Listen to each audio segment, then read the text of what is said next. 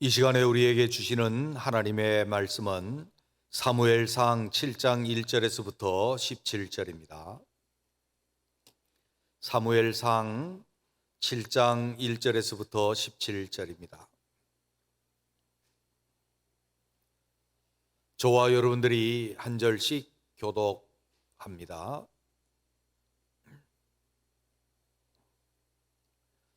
기럇야림 사람들이 와서 여호와의 궤를 옮겨 산에 사는 아비나답의 집에 들여놓고 그의 아들 엘리야사를 거룩하게 구별하여 여호와의 궤를 지키게 하였더니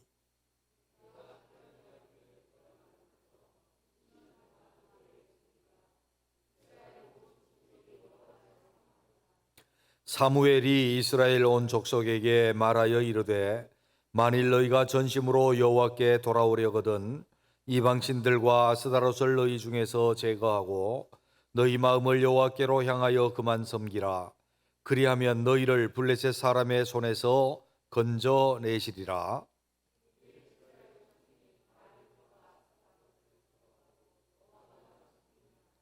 사무엘이 이르되 온 이스라엘은 미스바로 모이라. 내가 너희를 위하여 여호와께 기도하리라 하매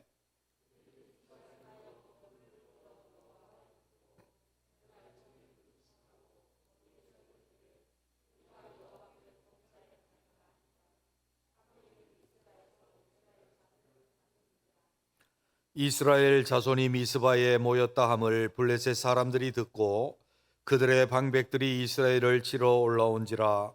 이스라엘 자손들이 듣고 블레셋 사람들을 두려워하여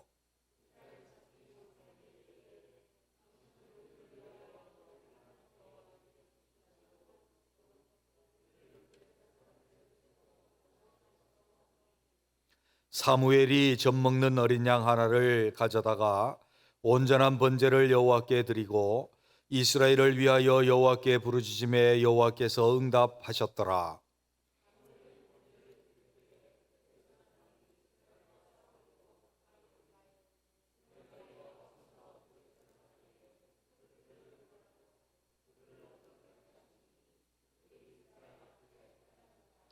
이스라엘 사람들이 미스바에서 나가서 블레셋 사람들을 추격하여 벳갈 아래에 이르기까지 쳤더라.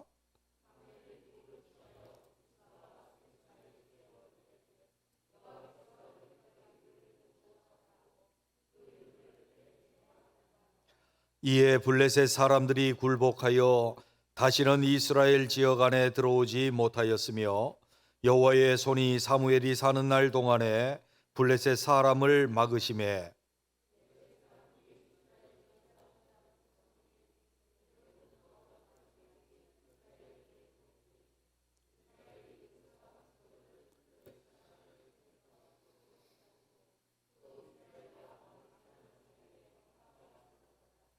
사무엘이 사는 날 동안에 이스라엘을 다스렸으되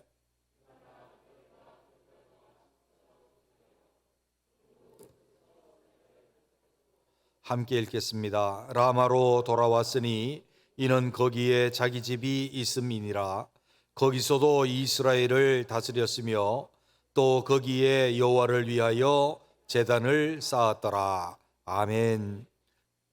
우리는 사사기에 있어서 언약이 어떻게 깨어지고 하나님은 어떻게 무엇을 원하시는지 그것을 보았고, 사사기의 마지막에 연결되어진 사사시대에 있었던 룻의 그 이야기, 나오미가 하나님의 다스림인 유다 땅을 떠났다가 어떻게 그가 모압 땅에서 돌아오게 되었는지, 돌아와서 그의 며느리 모압 사람 룻이 하나님의 나라 가운데 편입이 되었는지, 그리고 하나님 나라로 돌아와서 편입이 되었을 때 다윗의 증조 할머니가 되어지면서 그의 조상이 되어서 구속사를 이어가는지, 그것이 중간에 룻기의 위치이고, 룻기가 마지막에 다윗이라고 하는 사람을 등장시킨다고 한다면 사무엘서는 이제 사무엘상은 다윗에 관한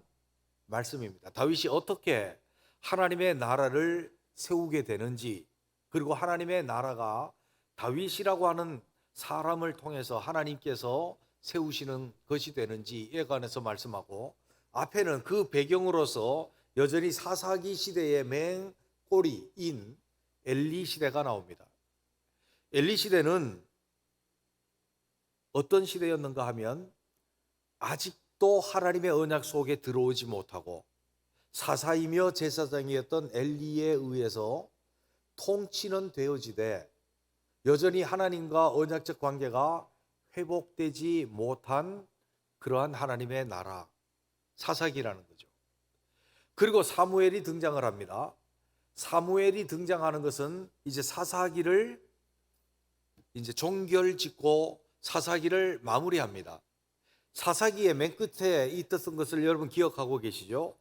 그때에 이스라엘에 뭐가 없었으므로, 왕이 없었으므로 사람들이 각기 자기 소견에 옳은 대로 행하였더라. 이것이 사사기 시대 전체를 평가하는 평가였다면, 이제 룻이 돌아옴으로 말미암아 다윗이라고 하는 소망과 소망의 빛을 비춰주시고 나서 엘리 시대의 어둠을 다시 사사기로서 그려냅니다. 그리고 그것이 어떻게 종식되어지고 사무엘이 이제 이스라엘의 하나님 왕을 인정해 들어가는지, 그리고 이스라엘 백성이 하나님을 나의 왕으로 삼는 그 과정이 잘 나타나 있는데 이것이 사무엘상이다, 그렇게 이해를 하면 될 것입니다. 그런데 여기에 지금 다윗의 등장이라고 하는 것은 우연히 등장하고 우연히 하나님의 마음에 합하여서 세운 것이 아니다라고 하는 것을 우리가 언약 속에서 좀 생각을 해보았으면 좋겠어요.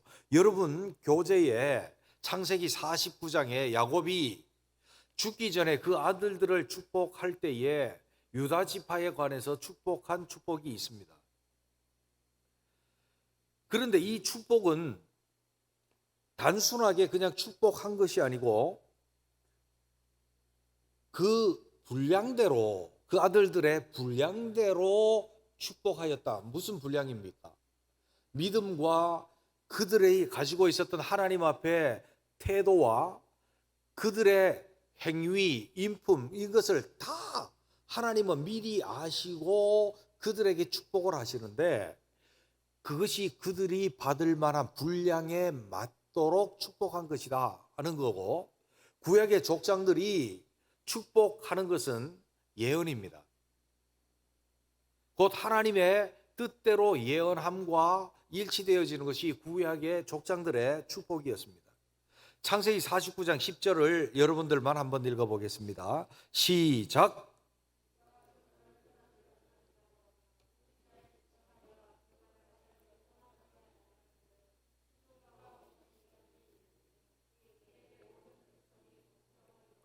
아멘. 규가 유다를 떠나지 아니하며 통치자의 지팡이가 그 발 사이를 떠나지 아니하며, 그렇게 말씀을 합니다. 여기에 보십시오.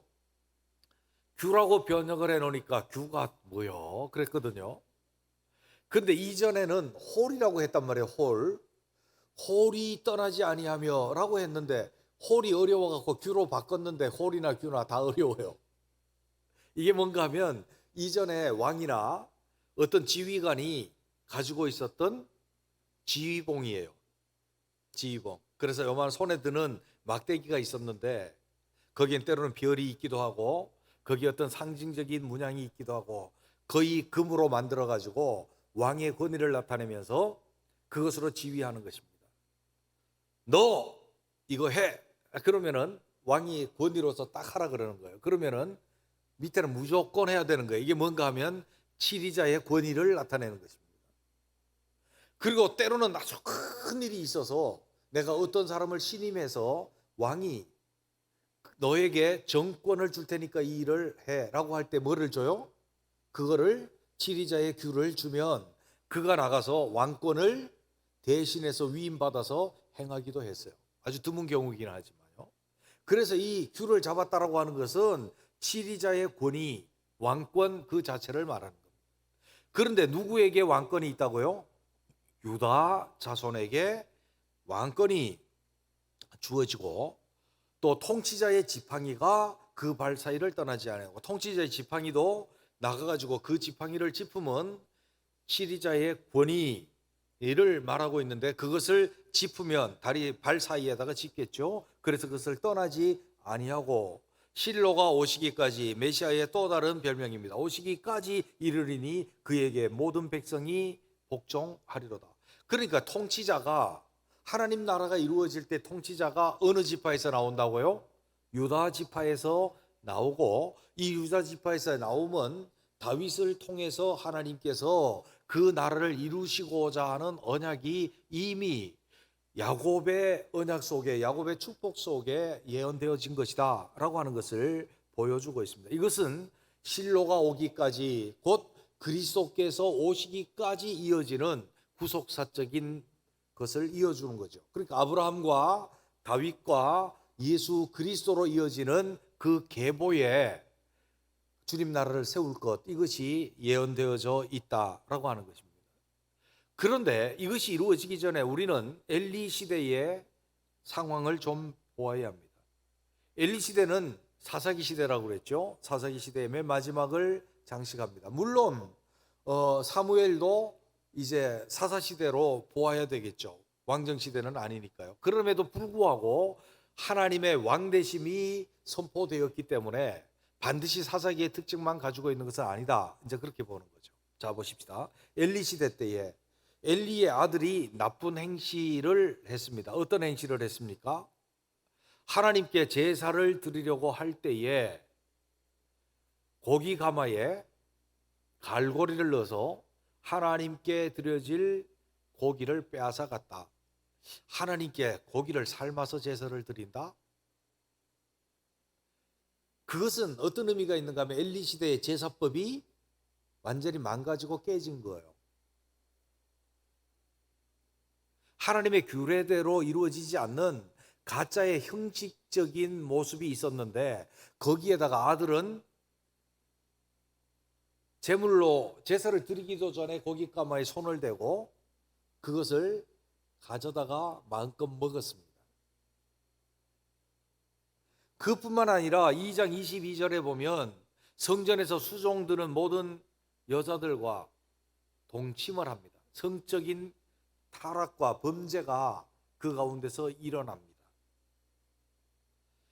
그런데 그 나쁜 행실의 이유를 뭐라고 말하는가 하면 2장 12절에서 그들이 그렇게 못된 행실을 하는 것은 여호와를 알지 못하였기 때문이라고 말을 합니다. 하나님을 알지 못하니까 나쁜 짓을 하는 겁니다. 성물을 침범하고 하나님을 알지 못하니까 여호와의 전에서 성적인 타락을 하는 거죠. 하나님을 아는 사람은 유혹을 받는다 할지라도 하나님께서 그 마음속에 성령으로 말미암아 그를 깨끗하게 정결하게 지켜주심으로 그런 일이 없습니다. 그러나 그런 일을 할 수 있다라고 하는 것은 하나님을 제대로 알지 못하는, 안다는 것은 지식적으로 아는 게 아니죠. 인격적으로 그분을 만나고 그분을 섬기고 교제하지 못했습니다. 그렇다고 한다면 엘리 시대 때에 엘리나 엘리의 아들들 제사장이 하나님을 알지 못하고 하나님과 정말로 인격적인 교제를 이루지 못하며 제사장의 역할을 했고 이스라엘을 다스리는 사사의 역할을 한 것이라고 말이죠. 이것이 그들을 여전히 사사시대 어두움 속에 두었고 하나님의 징계가 그들에게 임합니다. 하나님께서 사무엘을 통해서 그의 나라를, 그들을 다 죽이겠다, 그렇게 말씀을 하셨고 실제적으로 블레셋과의 싸움에 있어서 그들은 다 죽습니다. 아들들이 법궤를 가지고 나갔다가 법궤도 빼앗기고 아들들이 죽었습니다. 아들들이 죽었다는 소식을 듣고 엘리도 의자에 앉아 있다가 죽었습니다. 그의 며느리도 해산할 때가 다 됐는데 이가봇이라고 하나님의 영광이 떠나버렸다라고 말하며 그 집은 멸문귀화를 당합니다. 이것이 사사기의 마지막을 나타내는 모습이었습니다. 그러면은 사무엘의 등장은 이 사사기의 어두운 시대를 문을 닫아버리고 새로운 시대, 하나님께서 왕이 되시는 시대를 열어가는 문을 여는 계기가 되어지는 거죠. 그래 우리는 이제 성경을 읽으면서 사사기 왕이 없었으므로 자기 소견대로 행한 시대, 룻기 그 시대 중에 하나님께 돌아와서 다윗이라고 하는 하나님 나라의 소망의 빛을 비춰줌, 사무엘상 엘리 시대의 어두움을 덮고 사무엘이 하나님의 왕 되심을 열어가는데 그 열어감에도 불구하고 중간에 백성들로 인해서 실패함이 있었는데 그게 뭔가 하면 사울이라고 하는 왕, 그리고 그 왕의 실패를 딛고 다윗이라고 하는 하나님을 나의 하나님 삼고 이스라엘의 왕으로 삼는 신정국가 하나님 나라를 이루어가는 것이 다윗의 역사들, 그렇게 이해를 하면 될 것입니다. 자, 우리 본론으로 들어가죠. 사무엘의 언약 갱신입니다. 이스라엘 온 족속이 법궤가 기앗 여라림에 들어가 아비나답의 집에 있었습니다. 엘리야사를 구별해서 궤를 지키게 하였고 20년이라고 하는 시간이 지나갔습니다. 법궤는 빼앗겼습니다. 블레셋에게 빼앗겼습니다. 블레셋에게 빼앗겼습니다. 법궤를 빼앗긴 것은 엘리와 이스라엘 사람들이 하나님의 임재를, 실제적인 임재를 경험하지 못하면서 주술적으로 사용하기 때문에 빼앗겼습니다. 그런데 법궤가 돌아온 것은 이스라엘이 찾아온 것이 아니고 하나님의 능력으로 다곤 신상을 파괴하고 가드와 아스돗 사람들에게 징벌을 내림으로 스스로 돌아오게 되신 거예요. 그래서 이스라엘에 와서 기앗여라임에 들어와서 20년 동안 아비나답의 집에 있었습니다. 근데 실제로 이스라엘 사람들의 문제는 뭔가 하면 이 하나님의 임재를 실제로 모시고 그 법궤 위에 계시는 하나님을 만나고 하나님을 왕으로 삼는 일이 일어나지 않았다는 거예요. 몇 년 동안에요? 20년 동안에.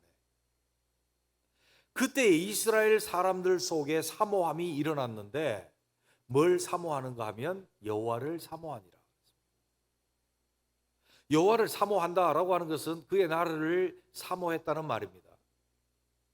그가 법궤 가운데 때로는 이스라엘이 하나님을 섬기는 가운데 임재하셔서 그들을 지키시고 보호하시고 그들에게 승리를 주시고 하나님 나라 안에서의 은혜와 복을 주시기를 간절히 사모하고 있었다라고 하는 것이죠.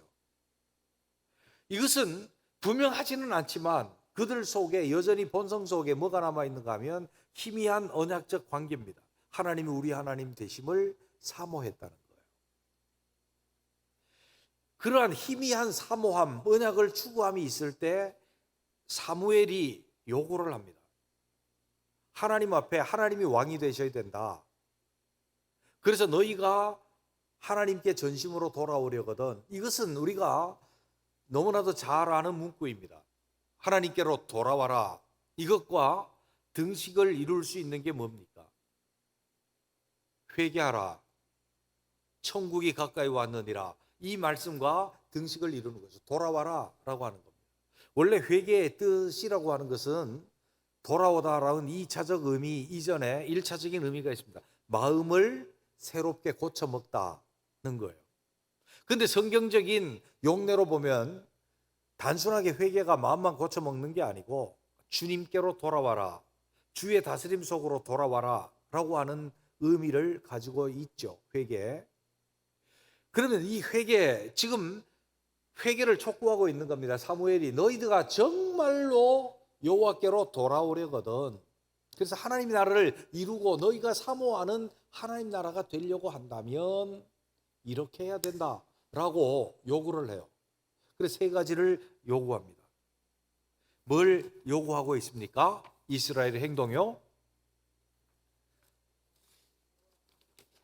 예. 자, 3절 우리 함께 읽어봅시다. 굉장히 중요한 말씀입니다. 이것은 창세기서부터 항상 새롭게 주께로 돌아갈 때 일어나는 똑같은 일들이거든요. 자, 3절 시작. 사무엘이 온 이스라엘에게 말하여 이르되 만일 너희가 전심으로 여호와께 돌아오려거든 첫째 이방신들과 아스다롯을 너희 중에서 제거하고 둘째 너희 마음을 여호와께로 향하여 셋째 그만 섬기라. 물론 한 몸통이지만 이것이 여러 국면을 가지고 있는데 그 첫째는 무엇인가 하면 그 첫째는 이방신들과 아스다롯을 너희 중에서 제거하라 그랬어요. 그들은 하나님을 사모하면서 여전히 그들 삶 속에는 이방신들이 있었고 아스다롯이 있었습니다. 아스다롯은 여러분 누누이 설명을 드리지만 다산의 신입니다. 고대 근동에 있어서 농사를 지을 때 다산의 축복이 있어야 풍년이 들잖아요. 목축을 할 때 다산의 신이 복을 주어야 새끼가 많이 생기고 양떼가 막 번성하잖아요. 고대 근동에서 다산을 주관하는 신이 있었는데 아스다롯입니다. 그들이 그렇게 믿고 섬겼던 것입니다. 그 다음에 그들 속에 때로는 블레셋 쪽에서는 해양 문명 쪽에서는 다곤이라고 부르기도 하고 또 이쪽에 고대 근동의 아무리 족속을 중심으로 해서는 바알이라고 부르는데 비슷한 성격을 가지고 있어요. 거기 하늘에 해와 바람과 구름, 비 이것을 주관하는 신 바알이라고 생각했어요. 그래서 그들이 가나안 땅에 들어가서 농사법을 배우면서 자연스럽게 그들은 바알을 받아들였고 아스다롯을 받아들였습니다. 그래서 그들을 섬기고 있었고 각각 우상들이 있었고 드라빔들을 창세기 때부터 그들은 드라빔들을 가지고 있었습니다. 그들은 하나님을 사모하고 하나님의 나라의 언약에 대한 어렴풋한 기억과 그 하나님의 나라가 이루어졌을 때에 어떤 하나님의 은혜와 복이 있는지 그것을 들었단 말이에요. 들었음에도 불구하고 실제적으로 하나님과 관계를 하지 못하면서 하나님 나라를 사모하면서도 여전히 그들 속에 이방신들과 아스다롯을 가지고 있었다. 그래서 무엇 때문입니까? 자기의 풍요 때문에, 자기의 탐욕 때문에, 이 세상의 평안과 잘 사는 것 때문에 그들은 여전히 이방신들과 우상을 붙잡고 있었다는 거예요. 신학적 개념에 있어서 우상은 곧 탐심이다라고 주님이 그렇게 말씀했고 탐심에서부터 우상이 나오고 우상이라고 하는 형상을 만들지 않아도 신학적인 개념에서 보면 우리의 탐심이 있는 것은 우상이다라고 주님은 그렇게 우리에게 말씀을 해주십니다. 그들은 하나님의 나라를 희미하게 사모하고 있으면서도 여전히 어디의 영향력 속에 있었는가 하면 이방신들과 아스다롯의 영향력 속에 있었다면 하나님의 나라로 돌아오고 정말로 하나님이 왕 되시는 그 세계로 돌아오려고 한다면 하나님 나라로 돌아오려고 한다면 먼저 뭐를 없애고요? 이방신들과 아스다롯을 없애야 된다. 여러분 저는요 목사로서 기가 막힌 이야기를 한 10여 년 전부터 들은 적이 있습니다. 크리스천임에도 불구하고 정치에서 출사표를 던진 사람들의 거의 98%가 점을 보러 간대요. 어디에서 어떻게 출마해야 내가 당선이 되겠습니까? 무당에게, 귀신에게 물어보러 간대. 그러면 여러분 생각해 보세요. 지금 명목적으로 국회의원들 중에 크리스천이 명목적이지만 몇 퍼센트 정도 되는지 아십니까?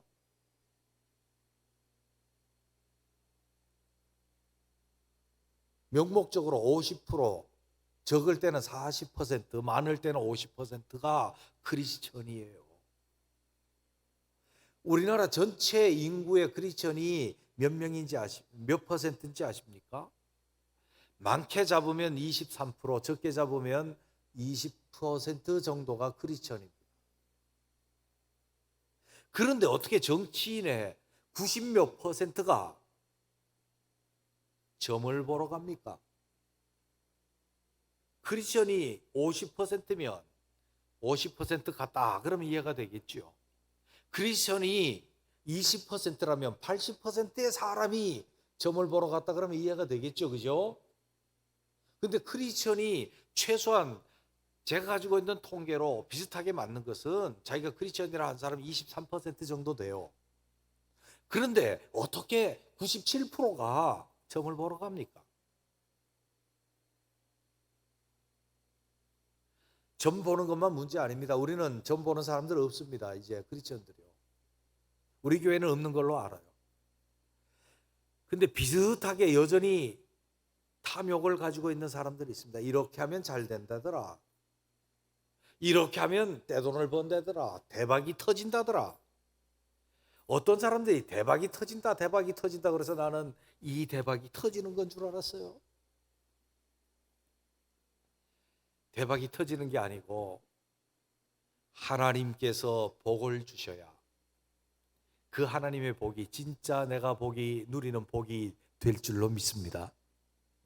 하나님의 나라에서 하나님께서 주시는 은혜와 복이 진정한 복이지 주술적인 것, 세상적인 방법으로 대박이 터지는 것, 머리통이 터지면 몰라도 하나님 복이 터지지 않는다고 말이죠. 그래서 우리는 하나님께로 하나님 나라를 내게 이루기 위해 우리 속에 탐신과 다른 신들을 내버리고 하나님 나라로 돌아갈 수 있는 우리가 되시기를 주님의 이름으로 축원합니다. 이렇게 하면 잘 된다더라. 제거하십시오. 이렇게 하면은 내 소원이 이루어진다더라. 내버리십시오. 어디 산에 가면은 여러분들 돌 하나 쌓아놓고 사람들이 이렇게 하면 소원이 이루어진다더라 그랬습니다. 그거 해보셨습니까? 크리스천 되고 나서요? 아니면 어디 갔더니 저기 연못 속에 무슨 이렇게 그릇 같은 게 하나 있는데 동전을 갖다가 퐁 던져 넣어서 들어가면 소원이 이루어진다더라. 장난으로도 악음 모양이라도 버리고 아예 하나님 앞에 저는 그런 것 안 합니다. 그것이 이방신과 아스다롯을 제거하는 것입니다. 두 번째로 보면 너희 마음을 어디로 향해서? 여호와께로 향해서. 사람이 마음이 어떠하고 마음이 어디로 향하는지 그것을 보면 그 사람이 어떤 사람인지 안단 말이에요. 내가 살면서 돈 맨날 돈 생각만 해. 돈. 그러면 결론은 뭐예요? 돈다, 돈이 다다, 돈다, 돌아버렸다. 돈에 미쳐버린 사람 되는 거지. 그 사람의 마음이 돈에 가 있으면 그 사람도 돈이 주인인 사람이라는 거예요. 여러분 잘 아셔야 됩니다. 내 명예 그러면 명예가 주인인 사람이에요. 내 마음이 주님께 가 있는 거예요. 주님을 사모하고 여호와의 이름을 즐거워하고 내 마음이 주님께로 향하여 있으면 내가 주님을 사랑하고 주님을 경외하는 사람이라는 거예요. 대저 그 마음의 생각이 어떠하면 그 위인도 그러한즉 그가 내게 먹고 마시라 할지라도 그의 마음은 너와 함께하지 아니하느니라. 그 사람의 마음이 다른 데 있어요. 내게 있지 않아요. 나를 이용해서 무언가를 이루려고 하는 마음을 가지고 있어요. 그게 그 사람의 마음이라고 한다면 겉으로 나에게 먹고 마셔라 즐거워해라 그런다 할지라도 그 사람의 마음은 내게 있는 게 아니고 어디에 있어요? 나를 이용해서 뭔가를 이룰 거기에 가 있기 때문에 뭐라고 성경은 말씀을 합니까? 그의 마음은 너와 함께 있지 아니한다. 그래서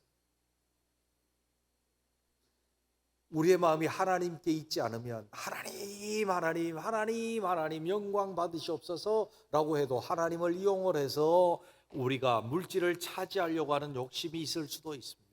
그래서 말합니다. 진짜로 하나님 나라로 돌아오려고 한다면 너희 마음을 하나님께로 향하여라. 옆에 있는 분에게 이렇게 인사말을 한번 하죠. 잠도 깰 겸 한번 이야기합니다. 마음을 어디에 둡니까? 하나님께로 둡시다. 시작.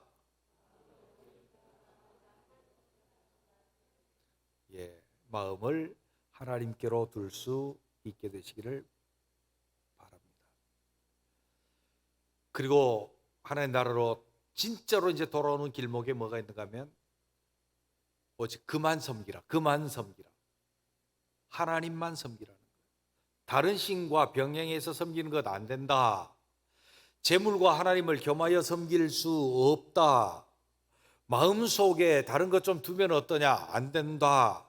그만 섬기라는 겁니다. 섬기라는 말 아바드 어떤 뜻인지 잘 알고 있죠? 종으로, 그에 속한 사람으로 그에게 봉사하다는 거예요. 우리는 누구에게 속했습니까?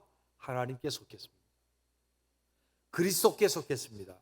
성령 안에 속했습니다. 그렇다고 한다면 다른 것도 섬기고 그렇게 하지 말고 하나님만 섬길 수 있는 우리가 되시기를 주님의 이름으로 축원합니다.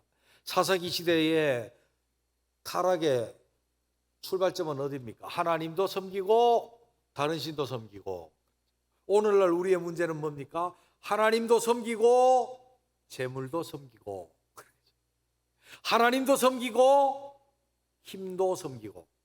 어떤 힘이요?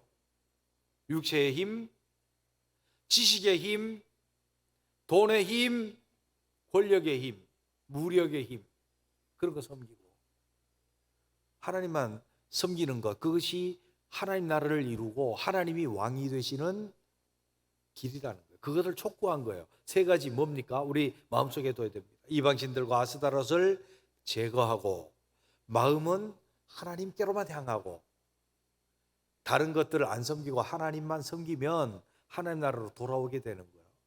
우리가 부흥을 이야기합니다. 부흥. 진짜 부흥이라고 하는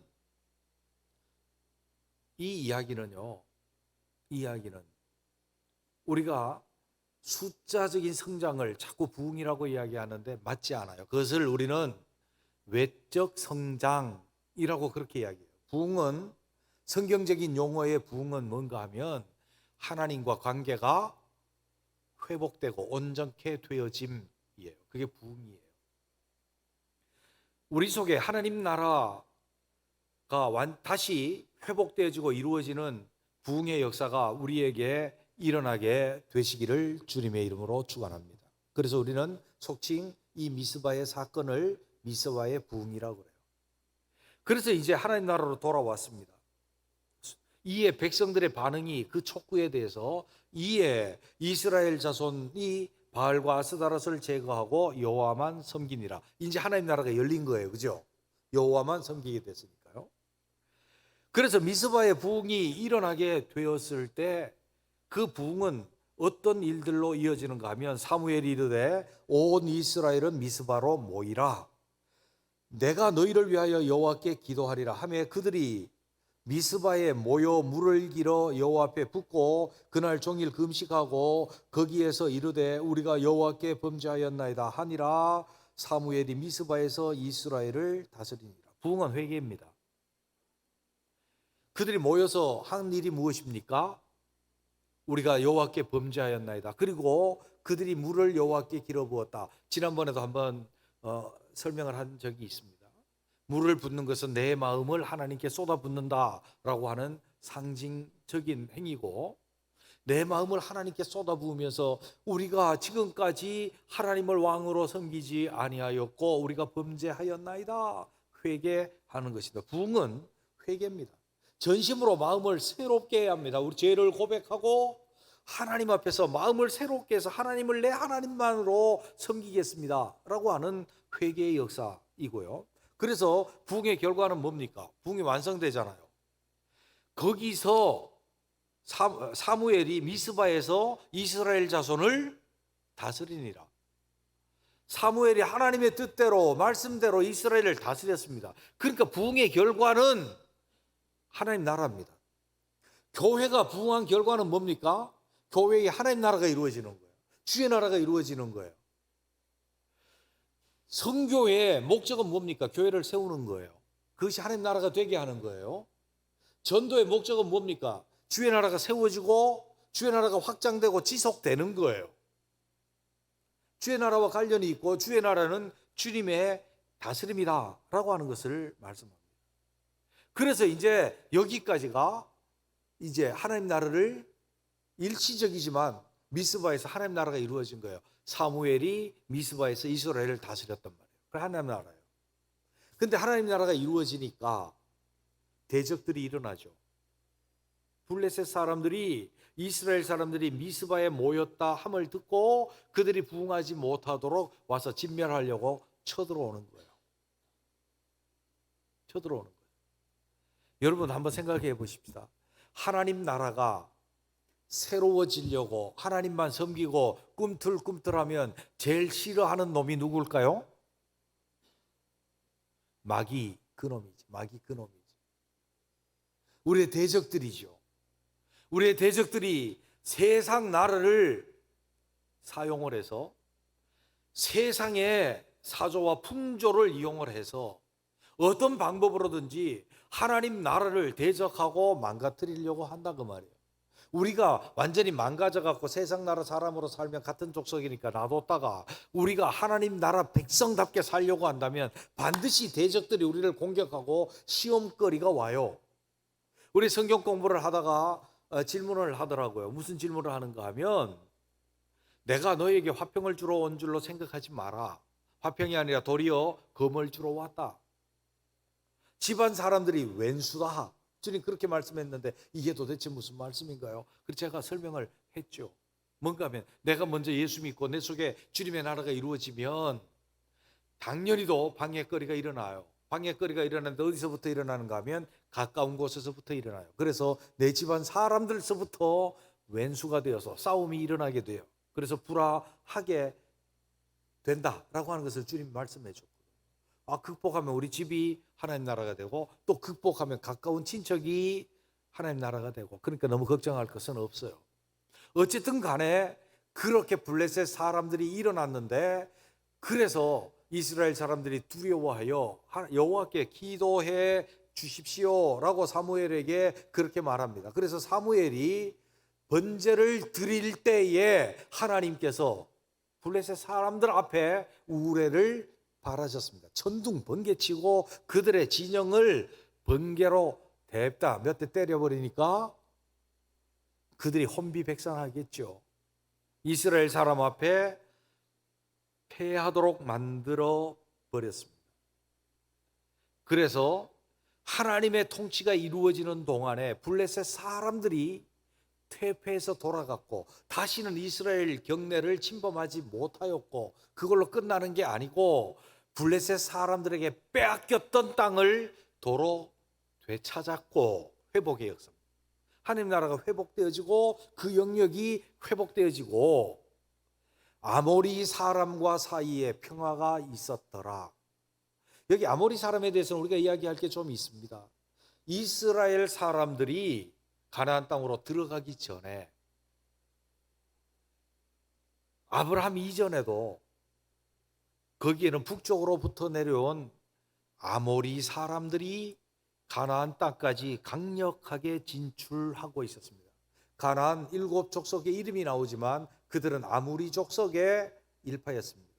성경에서는 발음상 아모리 족속이라고 이야기하고 세계사에서는 아무리라고 그렇게 표현을 합니다. 아무리.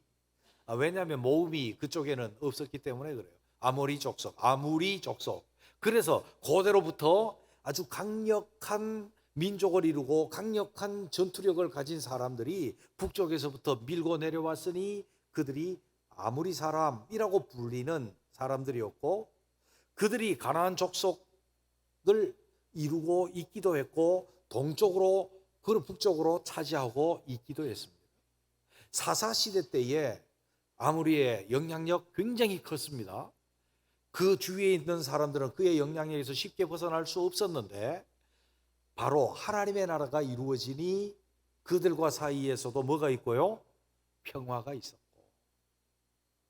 그리고 그 진정한 결과는 사무엘이 하나님의 언약 속으로 들어오라고 촉구해서 백성이 반응하고 거기에 대한 이스라엘에 대해서 블레셋이 공격했으나 하나님께서 하나님 나라를 지켜주시고